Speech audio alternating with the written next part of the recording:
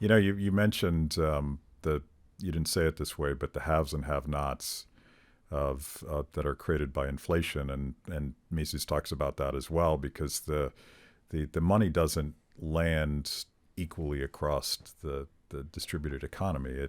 It has injection points, and to the point about hedging against inflation. A lot of people can't do that. They don't have the resources to do it. They don't have the time to do it. They may not have the know-how to do it.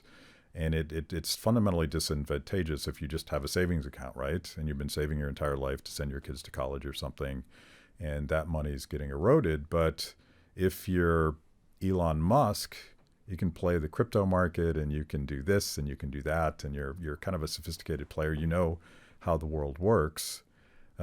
That's happened again and again in this pandemic, and I feel like it's one of these things that we who believe in freedom, we're not very good at actually owning the have versus have not thing, because it is the manipulation of the market that creates these losers, and it's inevitably not the insiders, it's not wealthy people that understand how these systems work.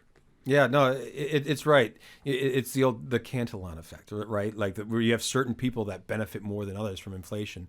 It's the financial institutions; they get that money first, and then people that know okay, now I got to pour into stocks. And yeah, it's nothing new, but as the Federal Reserve becomes more and more important, you see that more and more. And you're right, as far as income inequality go. We have now the top 1% hold a record amount of wealth in the U.S. And it's no coincidence that this has happened.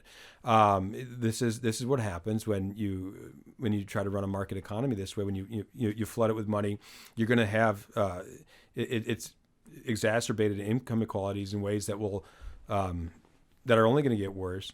And it's funny because I saw Robert Reich making this point on Twitter yesterday, I think it was, or maybe the day before. And I responded. I said, "Look, this is what happens when you decide to lock down an economy and try to pump money. It was these policies that caused this." Because he was saying, I think his point was there's a record amount of new billionaires, like 130 new billionaires that were created in the last You're year. like, well, no shit. But exactly, this is Yeah. what happens. Like it was great. The pandemic was great for the haves. The have-nots, it was a very different story. And like I can say personally, I did well in the pandemic, and I feel a little guilty about it. Like we have we have a home, we have stocks, we have 401ks, all these things financially. We did well in the pandemic, but that doesn't make it right.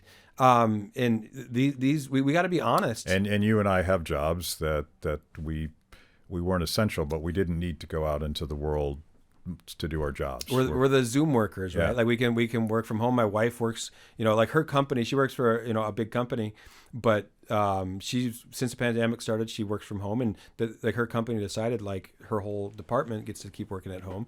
We're looking at moving now. We're like, okay, like we both have jobs. We work remotely. We're kind of excited. We can go maybe get in the country, buy land and stuff.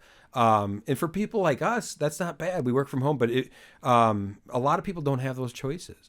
And those options, and they've been crushed by this.